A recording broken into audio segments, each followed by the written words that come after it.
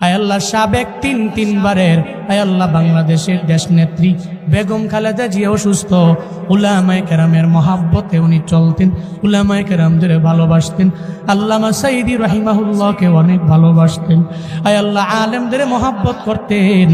আপনার বান্দি মুমূর্ষ অবস্থায় আছে, আয় আল্লাহ মনে হয় মরে যাবে এমন একটা হালাত। আয় আল্লাহ এই ক্লান্তি লগ্নে ওনার বাঁচার বড় দরকার, আপনি হায়াতে তৈয়বা দান করে দেন আল্লাহ। আয় আল্লাহ জীবনে উনি যে ভালো কাজগুলো করেছেন, আয় আল্লাহ এই ভালো কাজের উসিলায় আপনি সিহতে আফিয়ত দান করেন। আয় আল্লাহ সিহতে আফিয়ত আজলা কামেলা নসিব করে দেন আল্লাহ। আয় আল্লাহ সারা দেশের মানুষেরা উনার জন্য দোয়া করে, কেন দোয়া করে? আয় আল্লাহ ভালো মানুষের জন্য দোয়া করে। আয় আল্লাহ যারা উলামায়ে কেরামকে মহাব্বত করেছে, আয় আল্লাহ আলেমদেরকে প্রায়োরিটি দিয়েছেন, আয় আল্লাহ উনি বলেছে উলামায়ে কেরামরা নাকি জঙ্গি না, জীবনও জঙ্গি হতে পারে না।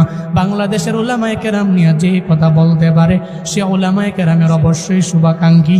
আয় আল্লাহ এই জন্য আমরা উলামায়ে কেরামের আপনার দরওয়াজায় হাত বাড়াইলাম।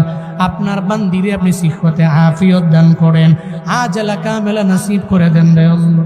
আর যদি বিদায় বেলা এসে যায়, হে আল্লাহ কালেমা পড়তে পড়তে কালেমার সাথে ঈমানের সাথে আপনি মরণ নসিব